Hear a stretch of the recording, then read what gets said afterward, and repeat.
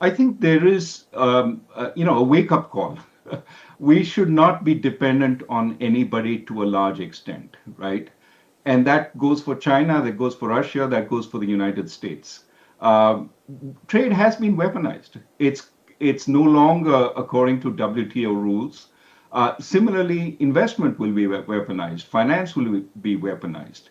So I think the prime minister is right in saying, for example, in rare earths, we should look to whether we can be held up and what our alternative sources of supply are, including domestic ones.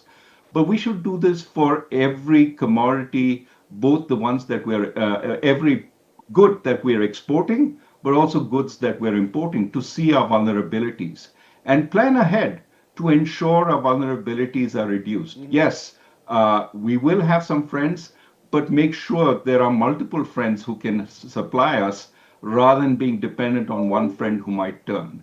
And I would say, this also means that we can work with traditional adversaries or people who haven't, countries that haven't proved reliable in the past, but don't be too dependent on anyone.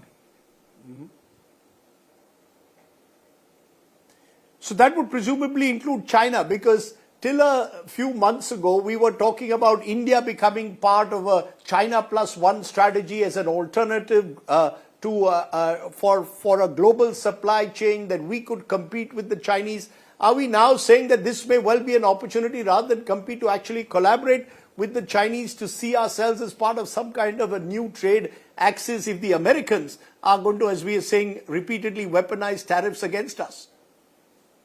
I think tariffs can be weaponized by anybody. So I would say let us form whatever relationships make sense, but don't be dependent on any one relationship. By all means, work with the Chinese, invite Chinese investment, and get them to share some of their technology with us because there's a lot to be learned from the Chinese.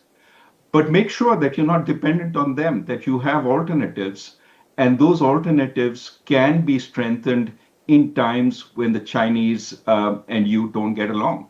I think this is a version of realpolitik which we really need to think carefully about in every area. We have to make sure we are reasonably diversified because as we become stronger as an economy, more and more countries will become wary of us. And it is really important at that point that we have multiple alternatives, including, I wouldn't say entirely, but including some self dependence. But you use the word self-dependence. In the last few days, a lot of talk about Make in India, about strengthening our Swadeshi spirit, Swadeshi 2.0. Now, in the past, this government in particular has been accused of being excessively protectionist, the Modi government, and trying to push Make in India, but not fully succeeding in that. Do you believe that that is the direction to go in? Or is this an opportunity in a way to break some of those protectionist barriers, to open ourselves much more to the world and compete by just improving the ease of doing business in this country? This provides, much like 1991 did, strangely enough, an opportunity to reform Indian businesses as well, make them more competitive. My predilection here. It is for the latter.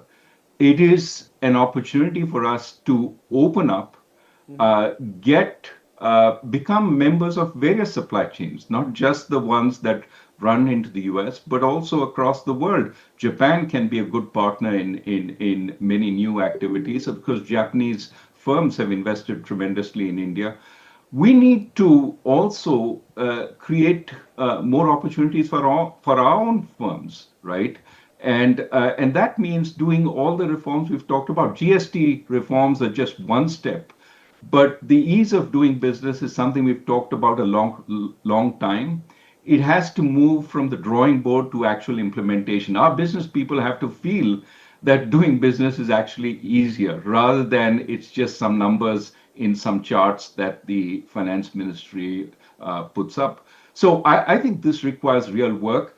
I mean, remember, two budgets ago, one and a half budgets ago, we got the announcement that there'd be a committee which would ease doing business. Well, what has it actually proposed? Why is it that we're not seeing more of those proposals actually make their way through the central government, but also the state governments? I think I'm exactly on the same page as you are when I say this is an opportunity for significant reforms, enhancing the pace of growth, enhancing the ease of doing business, and enhancing the level playing field in India for our small and medium, even large businesses to compete with each other, generate that growth. If you like the video, do like, comment, share and subscribe.